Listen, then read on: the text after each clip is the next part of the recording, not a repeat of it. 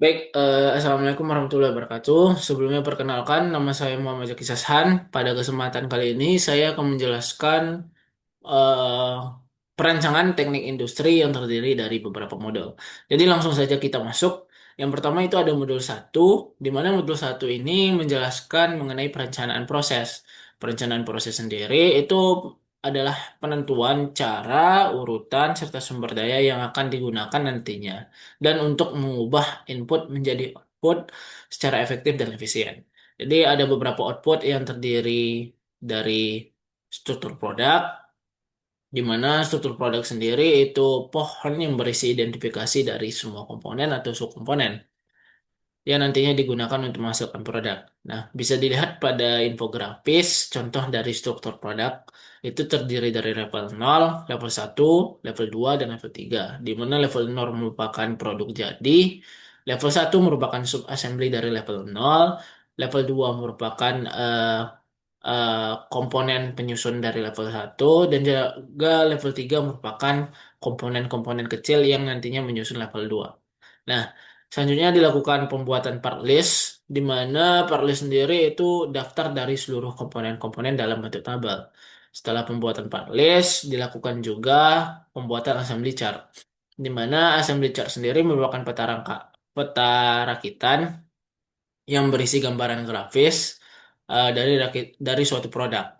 Jadi peta rakitan sendiri itu menunjukkan cara yang mudah dipahami tentang komponen-komponen yang nantinya akan membentuk produk. Contoh dari assembly chart bisa dilihat pada infografis. Selanjutnya, output berikutnya ada gambar teknik, di mana gambar teknik sendiri itu merupakan salah satu tools atau media penyampaian informasi supaya lebih mudah dipahami karena dia menyajikan fisik dari suatu objek dalam bentuk garis gitu. Contoh dari gambar teknik bisa dilihat pada infografis. Setelah pembuatan gambar teknik itu dilakukan juga pembuatan routing sheet. Jadi routing sheet sendiri itu berisi urutan operasi atau dokumen yang berisi urutan operasi untuk membuat suatu produk. Setelah pembuatan routine sheet, dilakukan juga pembuatan operation process chart, di mana sesuai artinya eh, peta proses operasi itu menunjukkan itu merupakan diagram yang menunjukkan operasi, penyimpanan, dan juga eh, inspeksi dari suatu produksi itu. Lanjut, setelah modul satu itu ada modul 2 berjudul perancangan session kerja. Stasiun kerja sendiri merupakan area produksi tempat bahan baku dibuat oleh operator menjadi produk yang memiliki nilai tambah gitu. Dari perancangan stasiun kerja ini ada beberapa output. Yang pertama dilakukan identifikasi stasiun kerja awal, di mana seperti yang dijelaskan tadi pengertian dari stasiun kerja. Kemudian dari stasiun kerja awal ini operator melakukan pembuatan produk atau perakitan produk dan dilakukan identifikasi elemen gerakan. Jadi elemen gerakan sendiri itu merupakan suatu gerakan yang paling dasar digunakan untuk menganalisis aktivitas manusia. Pada kesempatan kali ini itu menganalisis aktivitas dari operator. Nah, dilakukan analisis elemen gerakan, kemudian dilakukan pembuatan peta tangan kanan dan juga peta tangan kiri. Nah, dari elemen gerakan yang telah dilakukan tadi. Jadi peta tangan kanan dan tangan kiri itu merupakan peta kerja setempat di mana menggambarkan gerakan tangan manusia, khususnya tangan kanan dan tangan kiri, kedua tangan gitu. Setelah pembuatan peta tangan kanan dan tangan kiri, kemudian dilakukan pembuatan stasiun kerja baru, di mana pembuatan stasiun tenaga kerja baru ini diperlukan. Dan juga perlu pertimbangan untuk menunjukkan penempatan komponen, mengurangi gerakan yang tidak bernilai tambah, serta nantinya akan meningkatkan kinerja dari operator. Dari stasiun kerja baru ini juga dilakukan pembuatan alat bantu yang membantu operator agar mengurangi gerakan yang tidak perlu. Dan juga stasiun kerja baru ini didasarkan pada data antropometri yang sudah diambil, gitu. Kemudian terakhir dilakukan pembuatan peta tangan kanan dan tangan kiri yang baru. Jadi dibuat dengan tujuan untuk memperbaiki metode kerja agar lebih efisien dan juga lebih ergonomis. Selanjutnya dilihat performance dari session kerja yang awal dan juga yang baru gitu.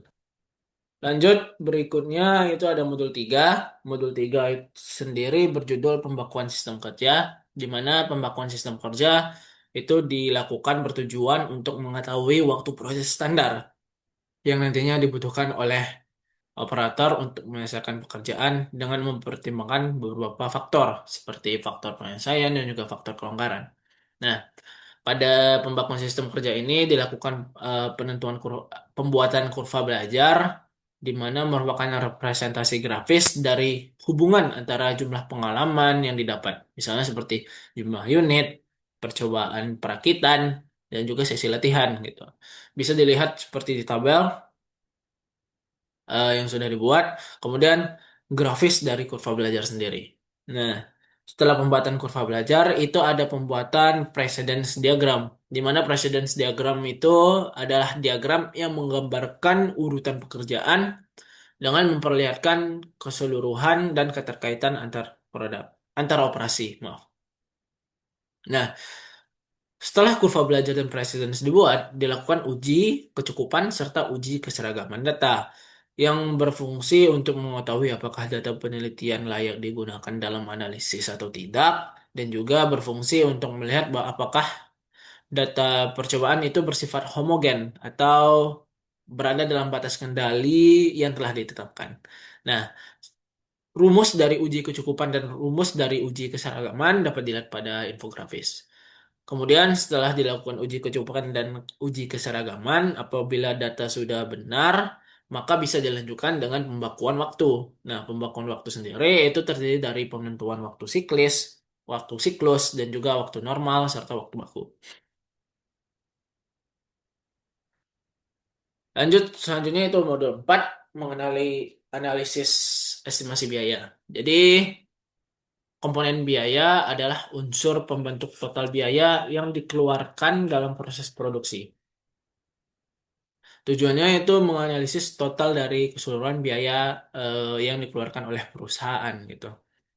Nah, pada modul ini pertama yang dilakukan adalah perhitungan pengupahan dan juga perhitungan tunjangan untuk nantinya digunakan pada perhitungan selanjutnya. Jadi upah sendiri itu adalah imbalan atas kontribusi tenaga kerja sesuai dengan perjanjian kerja. Sedangkan tunjangan itu adalah tambahan penghasilan yang diberikan. Nah, berdasarkan Undang-Undang Nomor 11 Tahun 2020 tentang Cipta Kerja Tunjangan, tunjangan yang dapat diberikan itu sebesar 25%. Selanjutnya dilakukan identifikasi komponen biaya dan juga dihitung biaya tersebut dengan cara mengklasifikasi biaya. Nah, klasifikasi biaya sendiri itu ada biaya bahan baku langsung, biaya bahan baku tidak langsung, biaya tenaga kerja langsung, biaya tenaga kerja tidak langsung, dan lain-lain yang dapat dilihat pada infografis. Nah, selanjutnya setelah kita melakukan klasifikasi biaya, kita hitung biaya penyusutan dan juga biaya penjualan. Nah, dari biaya penyusutan biaya penjualan yang setelah dihitung, kita juga hitung HPP, PPN, dan juga harga jual. Di mana HPP merupakan harga pokok produksi, HPPN merupakan harga pokok penjualan, dan juga harga jual. Nah, untuk rumus-rumusnya dapat dilihat pada infografis. Setelah perhitungan yang sebelumnya, kita lanjut ke perhitungan berikutnya adalah menghitung break-even point. Di mana break-even point sendiri itu merupakan kondisi perusahaan, di mana perusahaan tidak mengalami kerugian dan juga tidak mengalami keuntungan. Bisa disebut balik modal. Nah, untuk contoh break-even point sendiri bisa dilihat pada infografis. Kemudian dilakukan yang terakhir perhitungan laba rugi, di mana laba merupakan keuntungan bersih serta rugi merupakan kejadian kondisi atau kejadian di mana pendapatan lebih kecil dari biaya. Oke, lanjut. Selanjutnya itu ada modul 5. Modul 5 merupakan peramalan produksi. Peramalan produksi atau peramalan permintaan sendiri itu merupakan proses di mana memperkirakan kebutuhan di masa depan berdasarkan data historis yang ada. Dari peramalan produksi ini, langkah yang kita lakukan apabila produk yang kita buat itu ada banyak, yang pertama dilakukan agregasi permintaan, di mana kita menggabungkan produk yang banyak tersebut menjadi produk satu unit untuk memudahkan perhitungan ke depannya. Setelah dilakukan agregasi permintaan, kita lihat pola permintaan. Pola permintaan kita itu apakah berbentuk musiman, apakah berbentuk horizontal,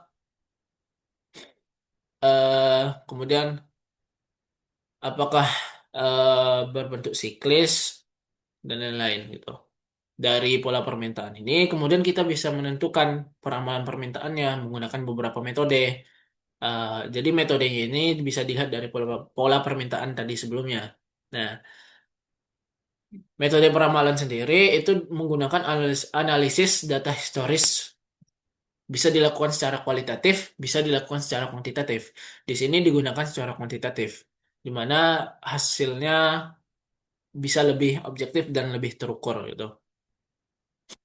Setelah dilakukan peramalan permintaan, kita lihat nilai kesalahan atau perhitungan nilai error, di mana pengujian error itu digunakan untuk membandingkan data aktual dan peramalan untuk menilai akurasi gitu. Untuk rumus-rumus perhitungan nilai error itu dapat dilihat pada infografis. Selanjutnya itu ada pemilihan metode peramalan terpilih, itu ditentukan berdasarkan nilai error tadi. Kemudian dilakukan validasi metode peramalan. Setelah validasi, kemudian dilakukan disagregasi. Yang tadinya diagregasi, kemudian disagregasi kembali untuk memecah data besar menjadi data-data yang lebih kecil atau lebih detail. Lanjut, berikutnya itu modul 6, di mana modul 6 ini merupakan perencanaan produksi, di mana seluruh eh, sebelumnya kita tarik pengertian terlebih dahulu. Jadi pada perencanaan produksi ini dilakukan perhitungan biaya produksi manufaktur, di mana biaya produksi manufaktur sendiri itu merupakan seluruh biaya yang dikeluarkan dalam proses produksi manufaktur, meliputi bahan baku langsung, tenaga kerja langsung, dan overhead pabrik. Nah, setelah kita melakukan perhitungan biaya produksi manufaktur, kita lakukan perencanaan agregat, di mana perencanaan agregat merupakan metode untuk menentukan tingkat produksi, tenaga kerja, serta sumber daya agar lebih optimal ya, untuk memenuhi perkiraan permintaan pada jangka waktu tertentu. Nah, jadi untuk pendekatannya sendiri itu ada pendekatan heuristik, di mana pada pendekatan heuristik ini ada beberapa metode strategi. Itu ada level strategi, chess strategi, dan mix strategi. Nah, setelah perhitungan menggunakan metode perencanaan agregat, dilakukan perhitungan MPS atau Master Production Schedule, di mana MPS sendiri itu merupakan perencanaan yang menetapkan jumlah setiap produk yang harus dibuat, gitu. Setelah perhitungan MPS, dilakukan perhitungan RCCP atau Rock Hard Capacity Planning. Jadi RCCP sendiri itu terbagi menjadi dua, itu ada RCCP CPOF dan juga RCCP bola. Di mana CPOF atau Capacity Planning Overall Factors itu digunakan untuk memperkirakan kebutuhan kapasitas produksi secara keseluruhan dengan membandingkan total waktu operasi yang dibutuhkan terhadap kapasitas yang tersedia. Kemudian ada RCCP bola, di mana RCCP bola atau Bill of Labor Approach ini merupakan pendekatan yang menghitung kebutuhan kapasitas secara detail berdasarkan standar waktu kerja per unit pada setiap stasiun kerja. Untuk contoh grafik RCCP bola itu bisa dilihat pada infografis. Masih di modul 6, setelah penentuan-penentuan yang sebelumnya telah dijelaskan, selanjutnya kita lakukan perhitungan netting, di mana netting sendiri itu melakukan perhitungan kebutuhan bersih atau net requirement dari eh, perhitungan sebelumnya, yaitu jumlah material yang harus dipesan setelah memperhitungkan persediaan yang tersedia gitu. Nah, Di netting sendiri kita menghitung gross requirement dan juga net requirement. Setelah perhitungan netting, masuk ke perhitungan selanjutnya itu ada perhitungan loading, di mana ini merupakan proses penentuan jumlah pemesanan yang paling efisien untuk setiap item.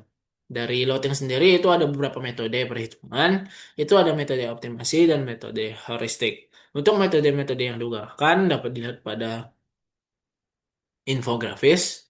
Nah, berdasarkan perhitungan dari setiap metode, kemudian kita lakukan penentuan metode yang nantinya akan terpilih. Metode yang terpilih itu dilihat dari total biaya komponen yang paling kecil gitu. Nah, setelah dilakukan perhitungan metode terpilih, kita lakukan CRP atau Capacity Requirement Planning, di mana ini merupakan metode yang digunakan untuk menghitung kebutuhan kapasitas itu. Setelah dilakukan di CRP, kita lakukan penjadwalan, di mana pada metode penjadwalan ini digunakan algoritma Johnson serta algoritma CDS atau Campbell, Dudek, dan Smith. Selanjutnya modul terakhir dari dari perancangan teknik industri ini itu ada perancangan lintasan eh, kerja. Jadi untuk perancangan lintasan perancangan lintasan produksi itu merupakan proses eh, perencanaan elemen kerja ke dalam beberapa stasiun kerja pada suatu lini produksi. Nah, ada beberapa langkah yang terlebih dahulu harus kita lakukan. Yang pertama itu ada kita menentukan kriteria lintasan produksi, di mana digunakan untuk menilai seberapa baik proses penyimbangan stasiun kerja ini. Jadi untuk kriterianya sendiri itu terdiri dari line efficiency, balance delay, dan smooth index. Kemudian dilakukan penentuan batasan lintasan produksi seperti stasiun kerja minimum, waktu siklus maksimum, dan juga precedence eh, diagram antar elemen kerja. Kemudian dilakukan penyimbangan lintasan produksi. Itu ada dua. Yang pertama simple assembly line balancing problem tipe 1. Kemudian ada juga yang untuk tipe 2. Seperti pendekatan heuristik dan optimasi. Nah, pada modul 7 ini ada beberapa metode yang digunakan.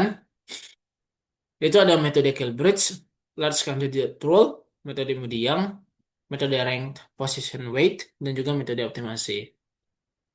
Selanjutnya yaitu penentuan kapasitas produksi. Kita ambil pengertian terlebih dahulu. Kapasitas produksi sendiri itu merupakan jumlah maksimum output yang dapat dihasilkan oleh sistem produksi pada periode waktu tertentu gitu. Nah, terakhir dilakukan penentuan metode terpilih. Penentuan metode terpilih ini bisa kita lihat berdasarkan kriteria yang telah kita tentukan tadi. Jadi apabila nilai LE yang paling besar, DB paling kecil, dan smooth index paling kecil, maka itu merupakan metode yang nantinya akan terpilih. Karena apabila lane efisiensi semakin besar, maka efisiensi pada stasiun kerja tersebut semakin bagus.